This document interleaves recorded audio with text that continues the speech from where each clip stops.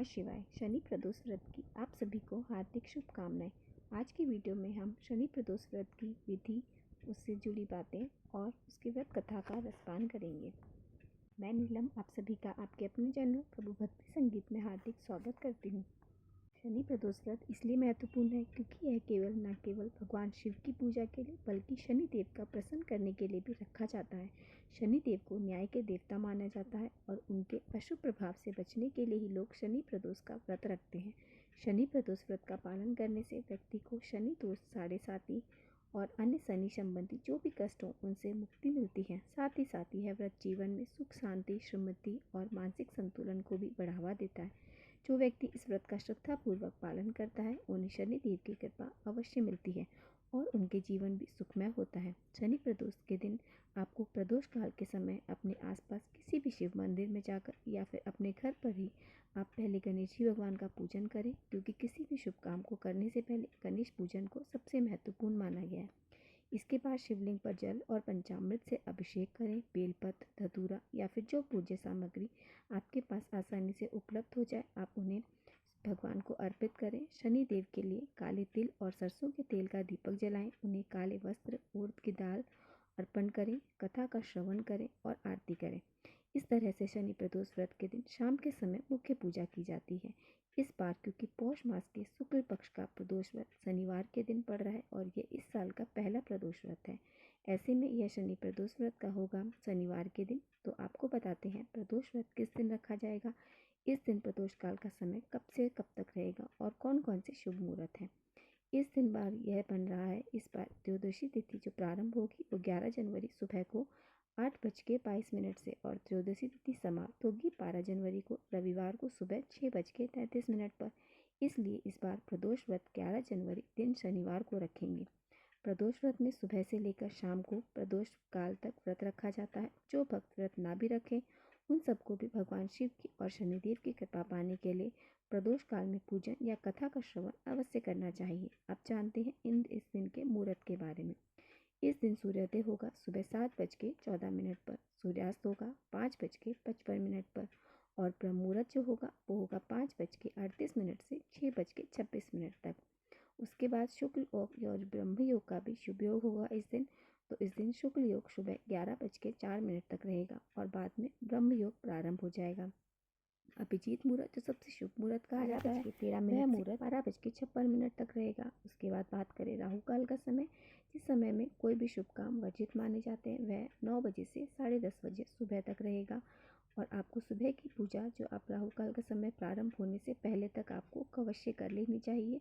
इसके बाद कोई भी विशेष मनोकामना है तो आपको अभिजीत मुहूर्त में आपको भगवान शिव और शनिदेव से संबंधित उसी समय कर लेनी चाहिए। ये सबसे शुभ मुहूर्त माना जाता है।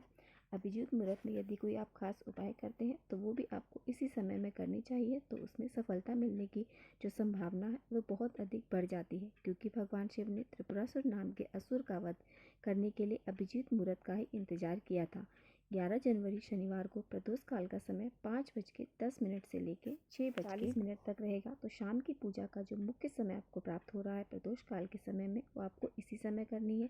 यदि घर से बाहर है तो प्रदोष काल के समय आप मानसिक रूप से भगवान शिव के मंत्रों का ओम नमः शिवाय या केवल ओम का भी उच्चारण कर सकते हैं, जाप कर सकते हैं।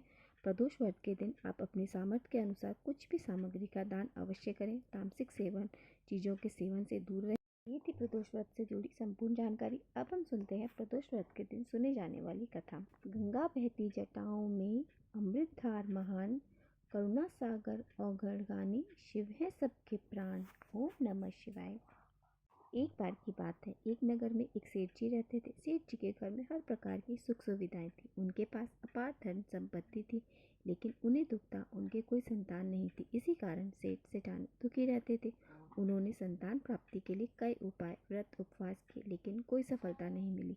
तब दुखी होकर कुछ समय बीतने के बाद सेठ जी ने अपना सारा काम नौकरों को सौंपा और खुद सेठानी के साथ तीर्थ यात्रा के लिए चल पड़े। अपने नगर से बाहर निकलने पर उन्हें एक साधु महाराज मिले जो कि ध्यान मग्न बैठे थे। सेठ सेठानी साधु के पास बैठ गए, हाथ जोड़कर ध्यान से उनके उठने का इंतजार करने लगे। काफी देर के बाद साधु महाराज ने आंखें खोली, तब उन्हें पता चला कि उनके समक्ष कोई बैठा है देर से आशीर्वाद लेने के लिए। तो उन्होंने सेठ सेठानी से कहा, मैं तुम्हारा दुख समझता हूँ, तुम इस दुख से मुक्ति पाने के लिए शनि प्रदोष व्रत रखो, इससे तुम्हें संतान सुख अवश्य प्राप्त होगा। फिर सेठ सेठानी ने शनि प्रदोष व्रत की विधि के जानना चाहा और उन्होंने उसे पूरी विधि बताते हुए भगवान शिव की वंदना करने के लिए कहा। भगवान शिव की वंदना इस प्रकार की जाती है। हे रुद्रदेव शिव, आपको नमस्कार है। हे शिव शंकर जगत गुरु, आपको नमस्कार है। हे नीलकंठ सूर्य, आपको नमस्कार है। शशि मौली चंद्र सुख, आपको नमस्कार है। हे उमाकांत सुधी, आपको नमस्कार। उग्र रूप मन, आपको नमस्कार है। ईशान ईश प्रभु, नमस्कार है। विशेश्वर प्रभु शिव, आपको नमस्कार है। हे साधु, इस प्रकार से वंदना करने का विधान जानकर सेठ सेठानी ने साधु महाराज को धन्यवाद किया। उनसे आशीर्वाद लेकर तीर्थ यात्रा के लिए चल पड़े। तीर्थ यात्रा से लौटने के बाद दोनों ने शनि प्रदोष व्रत किया, जिसके प्रभाव से जल्द ही उनके घर एक सुंदर से पुत्र का जन्म हुआ। इस प्रकार शनि प्रदोष व्रत रखने से सेठ सेठानी के घर खुशियों से भर गए। शनि प्रदोष व्रत के दिन जो भी भक्त जिस भी मन को कामना को लेकर प्रदोष व्रत रखता है, उसकी हर मनोकामना भगवान शिव और शनिदेव की कृपा से अवश्य पूरी होती है। ये कथा यहीं पर समाप्त होती है। अब हम सुनेंगे शनिदेव की पौराणिक कथा। एक बार स्वर्गलोक में सबसे बड़ा कौन है, इस प्रश्न पर 9 ग्रहों में वाद विवाद हो गया। सभी ग्रह एक दूसरे से कहने लगे कि मैं सबसे बड़ा, और इस पर विवाद इतना बढ़ गया कि परस्पर भयंकर युद्ध की स्थिति बन गई। कोई हल ना निकलता देखकर सभी 9 ग्रहों के देवता देवराज इंद्र के पास पहुंचे और कहने लगे, हे देवराज, अब तो आपको निर्णय करना होगा कि हम सब में सबसे बड़ा कौन है। देवताओं का प्रश्न सुनकर देवराज इंद्र भी उलझन में पड़ गए। तब देवराज इंद्र कहने लगे, हे नवग्रहों, आपके प्रश्न ने तो मुझे भी उलझन में डाल दिया। मैं इस प्रश्न का उत्तर देने में असमर्थ हूँ। हम सभी पृथ्वीलोक में उज्जैनी नगरी में राजा विक्रमादित्य के पास चलते हैं। इस प्रकार देवराज सहित सभी 9 ग्रहों के देवता उज्जैनी नगरी में जा पहुंचे।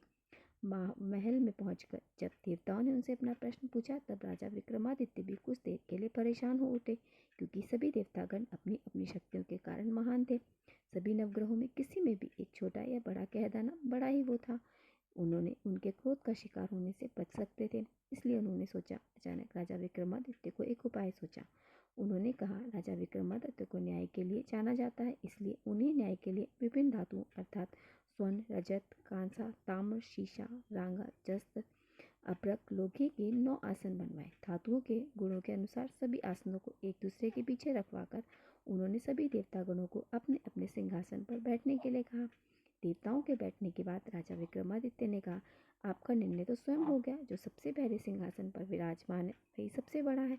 राजा विक्रमादित्य के निर्णय को सुनकर शनि देवता ने सबसे पीछे आसन पर बैठने के कारण अपने आप को छोटा जानकर क्रोधित होकर कहा, हे राजा विक्रमादित्य, तुमने मुझे सबसे पीछे बैठाकर मेरा अपमान किया है। तुम मेरी शक्तियों से परिचित नहीं हो, मैं तुम्हारा सर्वनाम कर दूंगा।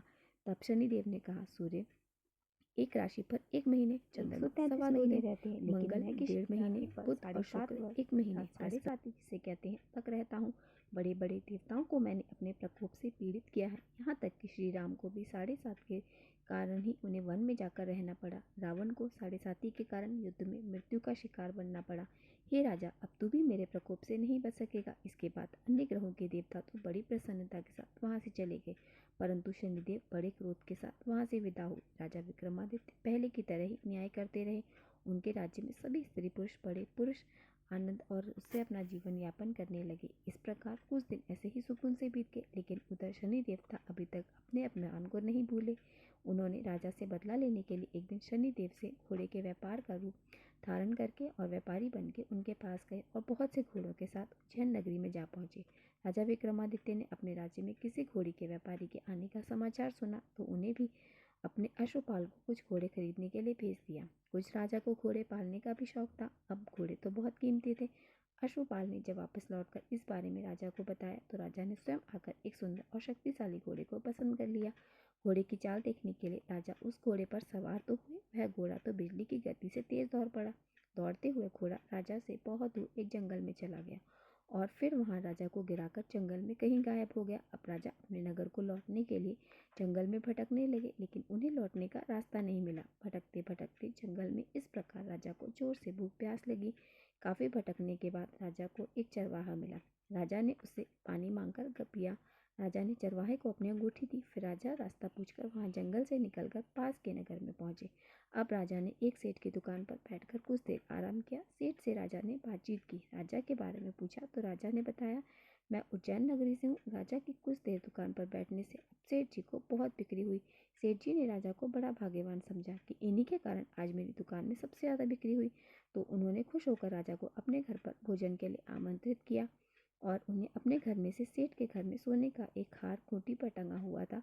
राजा को उस कमरे में छोड़कर कुछ देर के लिए बाहर चला गया। तभी एक आश्चर्यजनक घटना घटी। राजा ने देखते ही देखते सोने के उस हार को खूंटी में जैसे निकाल लिया। वापस लौटकर सेठ ने देखा कि हार तो वहां पर नहीं है, हार गायब हो गया। तो चोरी का संदेह देखकर राजा पर किया, क्योंकि उस कमरे में केवल राजा अकेले थे। तब सेठ ने अपने नौकरों से कहा कि इस परदेसी को रस्सियों से बांधकर नगर के राजा के पास ले चलो। इस तरह राजा को रस्सियों से बांधकर नगर के राजा पास में ले गए।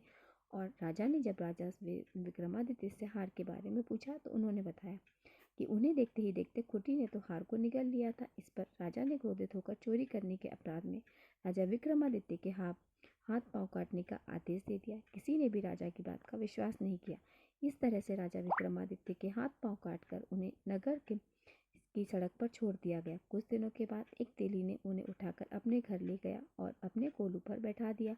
अब राजा आवाज देकर बैलों को हाँकते रहते और इस तरह तेली का बैल चलता रहता। अब राजा को भोजन भी मिलता रहता। शनि के प्रकोप की 7.5 पूरे होने पर वर्षा ऋतु प्रारंभ हुई। अब एक दिन राजा विक्रमादित्य नगर के राजा की एक मल्हार गा रही थी। रथ पर सवार होकर उसी तेली के घर के पास से गुजरी।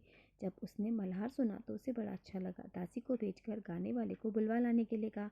तब दासी ने लौटकर राजकुमारी को अपंग राजा के बारे में सब कुछ बताया। राजकुमारी उस मेघ मल्हार से बहुत मोहित हुई, अतः उसने अपना सब कुछ जानकर भी अपंग राजा से विवाह का निश्चय किया। राजकुमारी ने अपने माता पिता से जब यह बात कही तो एक अपंग से विवाह करना चाहती है, तो वे हैरान हो गए और अपनी बेटी को समझाया, बेटी तेरे भाग्य में तो किसी राजा की रानी होना लिखा है, फिर तो उस अपंग से विवाह करके अपने पाँव पर कुल्हाड़ी क्यों मार रही है। लेकिन राजकुमारी ने अपनी जिद नहीं छोड़ी। अपनी जिद पूरी कराने के लिए भोजन करना छोड़ दिया, अपने प्राण त्याग देने का निश्चय किया। आखिरकार राजा रानी को विवश होकर अपंग विक्रमादित्य से राजकुमारी का विवाह कराना पड़ा। विवाह के बाद राजा विक्रमादित्य और राजकुमारी उस तेली के घर में रहने लगे। उसी रात स्वप्न में शनिदेव ने राजा से कहा, राजा तुमने मेरा प्रकोप देख लिया, मैंने तुम्हें अपना अपमान का दंड दिया। इस प्रकार राजा ने शनिदेव से क्षमा करने को कहा और प्रार्थना करते हुए कहने लगे, हे शनिदेव, आपने जितना दुख मुझे दिया किसी और को मत देना। तब शनिदेव ने कुछ सोचकर कहा, हे राजा, मैं तुम्हारी प्रार्थना स्वीकार करता हूँ। जो कोई स्त्री पुरुष मेरा पूजा करेगा, शनिवार को व्रत करके मेरी व्रत कथा सुनेगा, उस पर मेरा आशीर्वाद सदा बना रहेगा। इस प्रकार प्रातःकाल जब राजा की नींद खुली तो उसने अपने हाथ पांव सही सलामत देखे। यह देखकर राजा को बड़ी खुशी हुई। उसने मन ही मन शनिदेव को प्रणाम किया। राजकुमारी भी राजा के हाथ पांव सही सलामत देखकर आश्चर्य में डूब गई। तब राजा ने अपना असली परिचय देते हुए शनिदेव के प्रकोप की सारी कहानी कही और सेठ को इस बात का जब पता चला तो वह दौड़ा दौड़ा तेली के घर गया। राजा के चरणों में गिरकर क्षमा मांगने लगा। राजा ने उसे क्षमा करके कहा, क्योंकि यह सब तो शनिदेव के प्रकोप के कारण हुआ था। सेठ राजा को अपने घर ले गया और उन्हें भोजन कराया। भोजन कराते समय वहाँ एक आश्चर्यजनक घटना घटी। देखते देखते उस कुटी ने जो हार निकला था उसको वापस उगल दिया। यह देखकर सेठ बड़ा प्रसन्न हुआ और सेठ ने अपनी बेटी का विवाह भी राजा के साथ कर दिया। बहुत सारे स्वर्ण आभूषण धन देकर राजा को अपनी बेटी के साथ विदाई किया। अब राजा राजकुमारी मोहिनी और सेठ की बेटी के साथ उज्जैन नगरी में पहुंचे तो नगरवासियों ने बड़ी खुशी से उनका स्वागत किया। अगले दिन राजा विक्रमादित्य ने पूरे राज्य में घोषणा की कि शनिदेव सभी देवों में श्रेष्ठ हैं, इसलिए हर स्त्री पुरुष को शनिवार को उनका व्रत करें और व्रत कथा अवश्य सुने। राजा विक्रमादित्य की घोषणा से शनिदेव बड़े प्रसन्न हुए। शनिवार का व्रत करने और व्रत कथा सुनने के कारण सभी लोगों की मनोकामना शनिदेव की कृपा से पूरी होने लगी। सभी लोग बड़े आनंद पूर्वक रहने लगे। बोलिए शनि देवता की कथा यहीं पर संपूर्ण होती है। आशा करती हूँ आप सभी को प्रदोष व्रत की संपूर्ण जानकारी और कथा सही समय पर प्राप्त हो गई होगी। आगे और ऐसी और कथाओं के लिए मेरे साथ जुड़े रहने के लिए चैनल को सब्सक्राइब अवश्य कर लें, ताकि आपको सही समय पर सही जानकारियाँ प्राप्त होती रहे। तो मिलते हैं हम आपसे अगली वीडियो में। ओम नमः शिवाय। प्रेम से बोलिए शनि देव की जय हो।